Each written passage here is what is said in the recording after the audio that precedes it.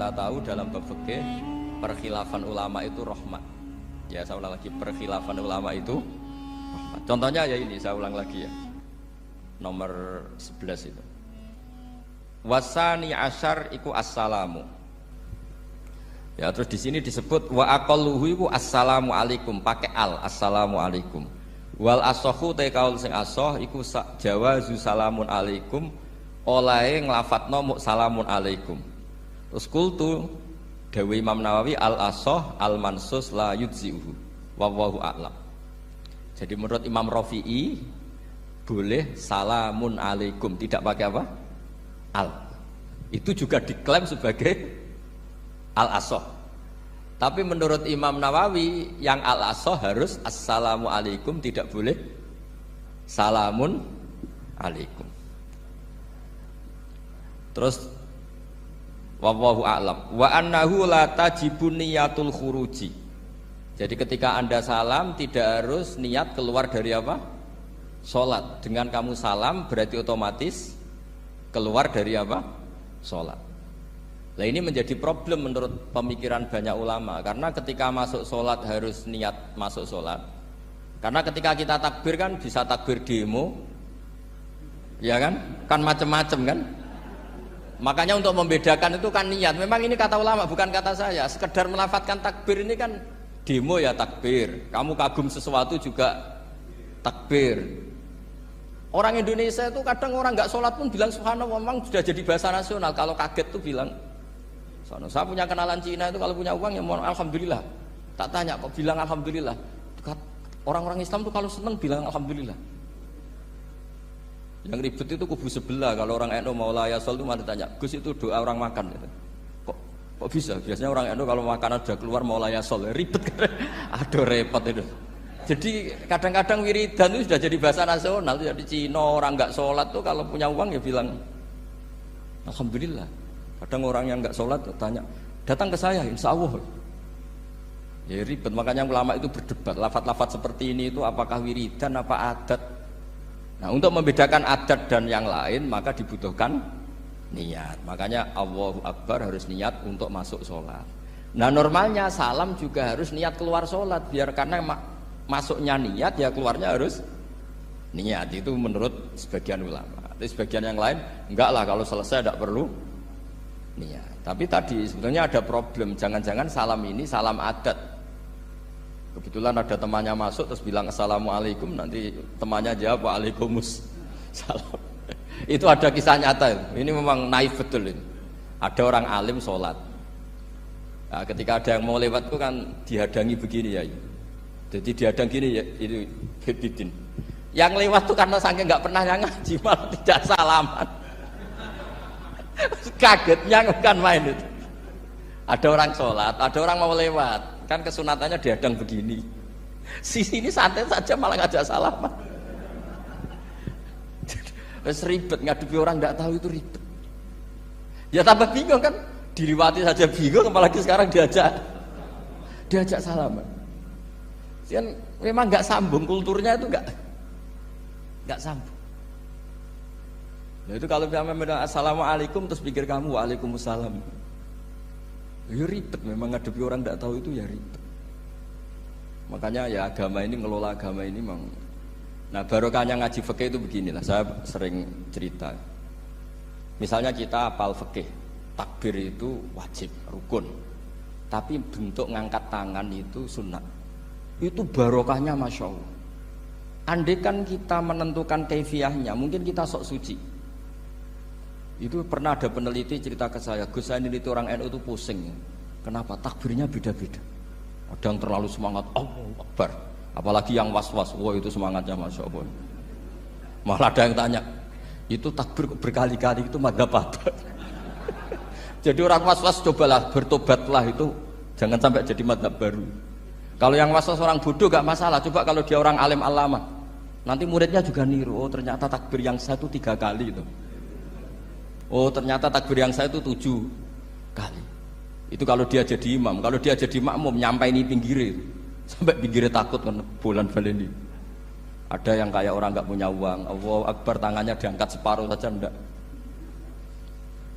Itu kan Tapi itu tidak ngefek di Indonesia karena dari awal kiai-kiainya ngajarin ngangkat tangan itu nah caranya juga agak ditentukan, terserah kamu. Begitu juga posisikan tangan itu juga sunat. Sehingga kalau sampai ke Turki atau kemana-mana itu ada yang kayak orang baris, ya kan? Habis takbir ya sudah. Ada yang sendakap, sendakapnya beda-beda. Ada yang nutupi iga yang hilang katanya, sampai begini. Ada yang santai begini. Oh pokoknya nggak jelas. Sehingga itu kalau di militer ini ada Pak Dandim itu juga bingung ini nggak protap ini kan. Tapi kalau di fikih itu memang kalau sekali nggak diwajibkan terserah masing-masing. Ada yang kayak orang baris, ada yang sendakep begini katanya apa nutupi iganya yang hilang. Wadah yang sambil rasa-rasa macam-macam. Tapi barokahnya ilmu fikih itu diputuskan memang dari awal tidak wajib. Yang wajib itu takbirnya. Maka duduk juga begitu, meskipun kita sepakat duduk tahiyat ula namanya iftiros, duduk tahiyat akhir namanya tawarruk, itu harus kita vonis, kita hukumi sunnah. Cara seperti itu sunnah. Wa ayyu qu'udin qa'ada sohat sholatu, seperti kemarin di Minhajul Thalibin, dengan duduk gaya apa saja sholatnya tetap sah. Sehingga kalau kita di Arab misalnya pas haji, orang Arab itu memang ya agak kacau. Orang Indonesia itu kalau sholat duduk itu kan memang benar-benar sakit sudah agak mau mati, itu benar-benar sholat baru duduk. Orang Arab itu enggak, sholat duduk pakai kursi, sof itu enggak ada orangnya, ada kosong, itu jalan kaki, kursinya di bawah. Wong bawa kursi kuat kok sholat duduk. Kalau orang Jawa kan, saya juga iskal, orangnya kalau bawa kursi kuat dipindah-pindah tapi kok sholatnya. Kalau orang Jawa agak kebayang, kalau sholat duduk emang benar-benar sakit. Saya pernah ditanya lagi sama orang, Gus, di Mekah itu kok banyak orang bawa HP, terus kalau ditelepon diangkat soli, itu mazhab apa? Mazhab geblek kata saya. Tapi ini kan orang Arab, kan seakan-akan terus mewakili internasional kan, karena pusat banyak tuh. Ditelepon digoleki telepone wong sak ewu akeh golek ini tok wis kangelan ya. Warang ketemu soli patene. Nah, kita kan diajarin di kiai Indonesia kalau itu membatalkan apa? Salat. Jadi ribet. Nah, barokahnya kitab-kitab seperti ini, meskipun kita di Indonesia itu mengikuti panduan yang diarahkan atau yang dibagukan oleh ulama-ulama dulu. Nah, Indonesia itu makanya berkah. Saya sering ketemu ulama Mekah itu kalau muji haji Indonesia luar biasa. Bukan sekedar sopannya, memang cara hajinya itu nyari kaul yang disepakati itu sah. Karena memang dilatih KBIH, dilatih Kemenak, masih dilatih kiai setempat. Meskipun niatnya ya kadang tidak baik. Saya pernah tak tanya, kenapa kamu latihan haji sebegitu? Kalau sholat kok enggak? Sholat gak sah gak apa-apa, Gus gak bayar, ini kaji. Oh ternyata dia itu sholat bedino ora tau kursus mbek kula. Bareng ape kaji oleh takok tenan, tak takoki. Oh sholat kira tau takok, nak kaji kok takok. Nak sholat rasa gak iman, Gus gak bayar, ini haji. Cuma sebenarnya kurang ajar kata saya. Jadi ternyata sekarang terkuak. Kenapa orang-orang awam itu kalau kaji kok semangat belajar? Semangatnya sama dengan sholat apa di bawah haji jauh sholat itu? Berpuluh-puluh tahun sholat itu dengan gaya yang nggak ada perkembangan. Tapi haji pisan langsung keren. Ternyata karena bayar ya. Apa perlu ditiru? Sholat harus bayar supaya ini supaya. Ya itu alasannya itu. Nak haji rasa berat Gus, apa? Bayar Gus. Nak sholat rasa enggak bayar wae maksudnya. Padahal kalau kita ngikuti as-sholat imaduddin, sholat dengan haji itu afdal mana? Afdal sholat, harusnya lebih serius belajar sholat ketimbang belajar haji. Tapi setahu saya enggak ada kan KBIS ya, kelompok bimbingan ibadah sholat. Jadi ini kritikan saya, semoga didengar ya. Cobalah. Padahal ini Raden Asnawi yang dikarang pesolatan, supaya orang tuh sholatnya benar, ya sholatnya benar. Ya jadi ngaji fikih seperti ini setidaknya Anda menjadi tidak mudah mengadili orang lain. Bahwa sholat itu yang takbir tok yang wajib. Misalnya baca ya Fatihah tok, sehingga kalau ada imam lupa baca surat ya gak apa-apa, memang dari tidak wajib. Jadi pemilahan wajib dan tidak ini penting supaya tidak menghakimi pada yang Jangan sampai perilaku kesolehan itu menjadi bentuk yang mengadili, nggak boleh. Itu Pak Kapolres. Kalau di ilmu fikih itu ada ulama penjaga ilmu itu ekstrim-ekstrim. Dulu ada sahabatnya Nabi namanya Jabir bin Abdillah. Ini ada di kitab Bukhari, di kitab Sholat. Ya maksudnya al ilmu tentang sholat. Itu semua yang di masjid itu sudah pakai jubah, pakai gamis. Kalau orang Indonesia mungkin ya pakai hem, pakai baju batik, pakai. Itu dia datang malah gamisnya dicopot, gamisnya dicopot, imamannya dicopot, terus tinggal pakai satu sarung, terus dicancang di sini, akidan benatorofaihi ala atik, dicancang begini, kayak cerita-cerita di perang pahlawan itu, hanya dengan pakai sarung satu dikalungkan. Terus ada orang-orang tabiin bilang gini, ungzuru ila ashabi Rasulillah, ini sahabatnya Nabi kok sholat dengan cara seperti itu, nggak islami banget, nggak keren banget lah. Terus kata Jabir bin Abdillah, saya sengaja melakukan ini supaya kamu tahu bahwa batas aurat yang dimaksud Nabi seperti ini. Shalla Rasulullah sallallahu alaihi wasallam fi izarin wahid akidan baina tarafaihi ala atiki. Saya pernah melihat Nabi sholat seperti saya ini. Tapi barokahnya itu akhirnya diketahui kalau batas auratul rajul hanya mabena surah war rukbah. Andai kan tidak ada perilaku Jabir seperti ini, orang akan ngira bahwa syaratnya sholat itu harus pakai jubah, syaratnya sholat harus pakai hem. Akhirnya orang-orang yang kebetulan tidak pakai jubah, tidak pakai hem bingung. Misalnya dia katoan seperapat, pakai kaos, neng tengah hutan, rasa sholat, aku ranggo jubah, ribet kan? Artinya apa? Ilmu ini harus dijaga konstitusinya, barokahnya perilaku Jabir ini, orang tahu batas aurat. Jadi yang lainnya itu mukamilah atau kesunatan. Nabi juga seperti itu. Semua sahabat itu tawaf itu musyatan, berjalan. Tapi Nabi sebagai tokoh dan pas itu sehat. Saya ulang lagi, pas itu sehat. Ini hampir semua ulama bilang pas itu Nabi sehat. Nabi malah naik unta. Itu kata Imam Nawawi dalam kitab Masbu', Nabi naik unta itu lebih afdol ketimbang yang jalan. Padahal trennya ibadah kan al-ajul bi qadrit ta'ab. Karena apa kata Imam Nawawi? Itu menjadi konstitusi ilmu bahwa syarat sahnya tawaf tidak harus jalan. Andai kan Nabi saat itu kok ikut jalan, maka dikira di antara syarat sahnya tawaf harus jalan. Maka kita kebingungan ketika pakai kursi roda karena tidak punya rujukan hukum. Tapi barokahnya Nabi pakai berkendara, orang menjadi tahu oh Nabi itu berjalan itu tidak menjadi syarat sah. Berkendara juga boleh.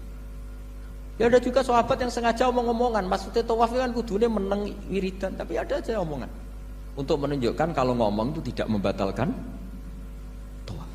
Sampai seperti itu ulama menjaga konstitusi ilmu.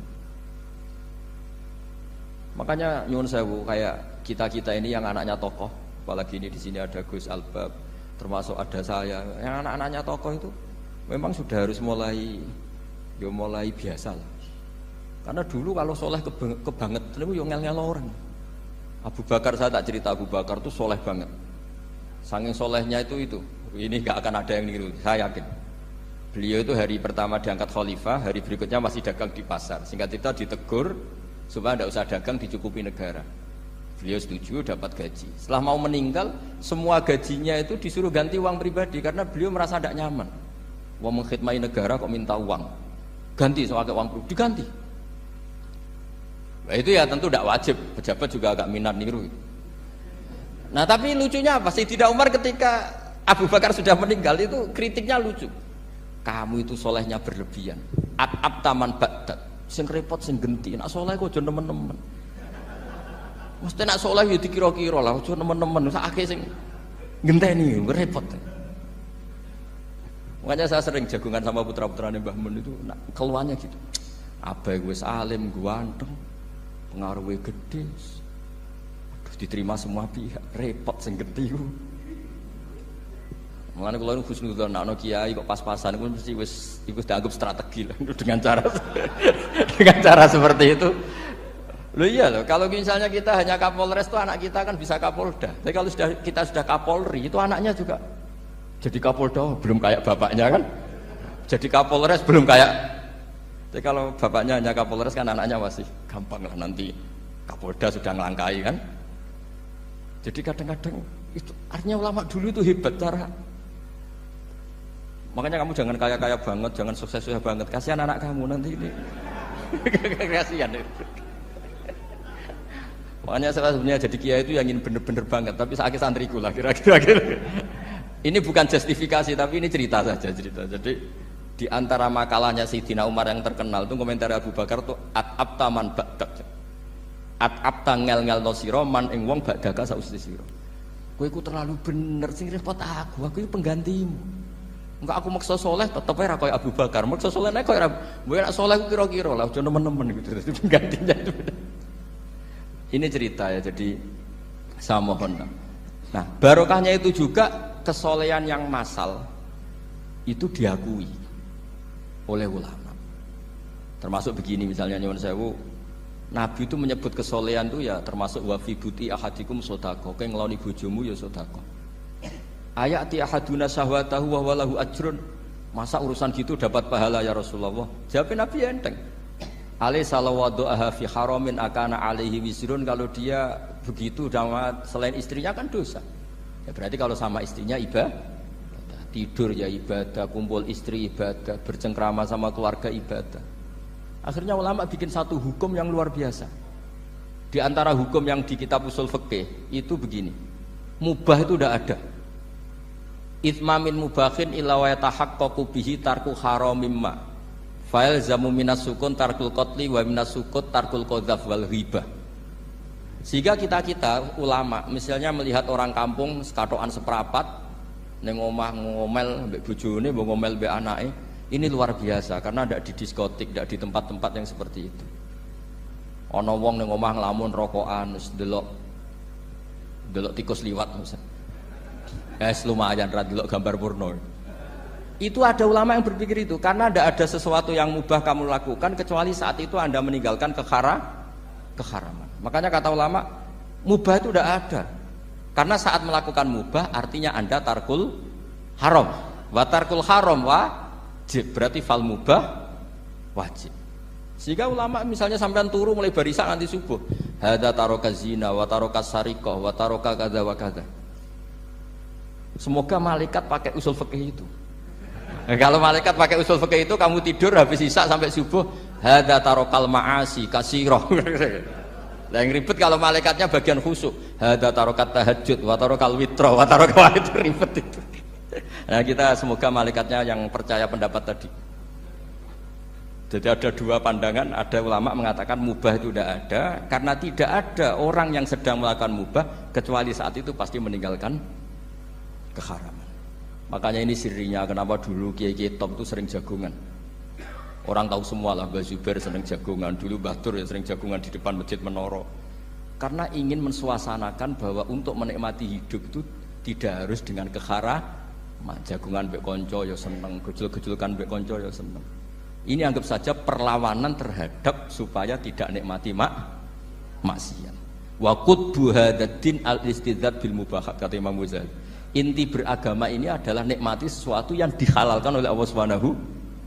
Coba ketika orang lain bisa nikmat kalau harus ke tempat-tempat maksiat, kamu cukup nikmat ketemu konco gojol-gojlokan zaman mondok podo melarate, terus diterusno saiki yo jek melarat atau cocokan melarat itu kan keren loh. Keren. Sisi tok diusir mertuane, sisi tok diusir IP ini terus cocokan. Ndak kowe piye Kang, gak apa-apa sabar kabeh kodok kodar wae Kang. Wah itu ibadah yang luar biasa ya. Mergo ridho sama kodok kodar, dia tidak perlu cari nyuwun sewu hiburan yang maksiat. Nah, saya berharap ulama-ulama Indonesia itu mengikuti jejak ulama dulu. Ulama dulu itu kalau ibadah itu ya seperti itu. Jadi jangan hanya melihat ini semalaman kok tidur, tidak witir, tidak tahajud. Oke, dia memang nggak afdol, nggak sempurna lah, macam kiai pas-pasan naik kan. Tapi ya jangan lihat tarokal witro wa tarokat tahajud, tapi kamu juga harus lihat tarokal dahab ila nikla wa tarokat dahab ila mahalil mak. Siapa yo sekali-kali muji orang susahnya apa sih?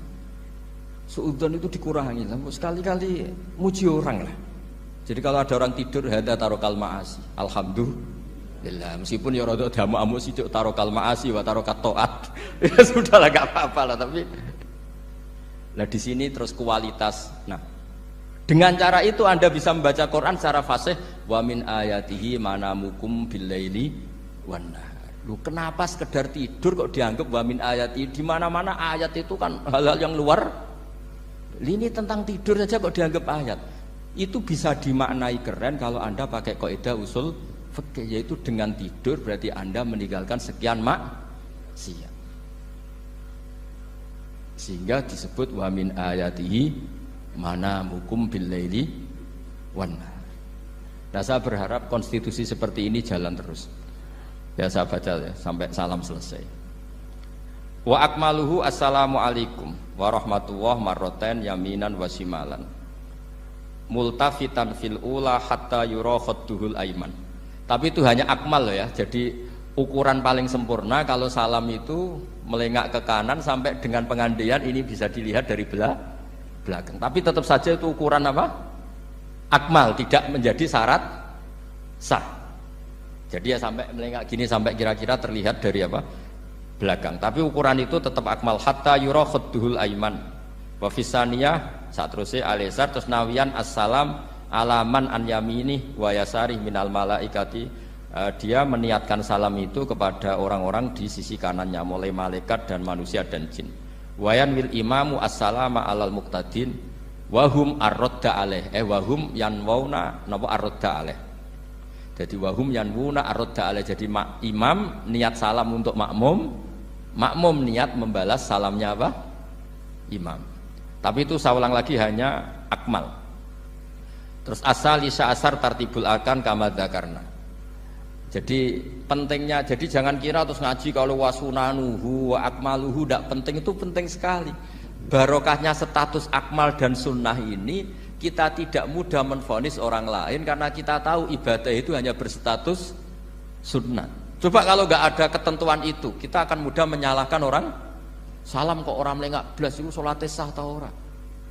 Padahal dari awal melengak itu statusnya hanya sunnah. Kemudian untuk penutup supaya ini clear ya, saya pernah baca di Syarah Bukhari yaitu Fathul Bari. Nabi itu kalau setelah salam itu mukbilan biwajihi alal hadirin. Jadi Nabi langsung menghadap ke timur. Andikan Indonesia menghadap langsung ke timur. Tapi uniknya para syurahul Bukhari itu menganggap itu tidak satu sunnah yang tidak jadi satu sunnah yang permanen. Tapi kata para syurahul hadis, siapapun boleh melakukan gerakan yang bisa memaklumatkan kalau sholat itu selesai. Saya ulang lagi ya, jadi Nabi menghadap ke timur, kalau di konteks Indonesia, itu sebagai bentuk maklumat, ini loh sholat saya sudah. Karena takutnya apa? Orang yang dari jarak 2 kilo, 3 kilo ingin makmum sama Nabi, andaikan Nabi tidak menghadap ke timur, tetap posisi seperti sholat menghadap ke kiblat, maka orang dari luar mengira Nabi fi sholatin. Ya, Nabi masih dalam. Bahayanya apa? Kalau orang ini langsung takbir usolli fardhu zuhri misalnya makmuman, ternyata Nabi sudah sholat. Berarti sholatnya enggak sah. Kenapa? Irtibatus sholat atau robtus sholat biman huwa laisa fi sholatin. Dia menggantungkan sholat dengan orang yang sudah tidak. Dan itu bahaya sekali. Masa kamu sholat makmum sama orang yang sudah tidak?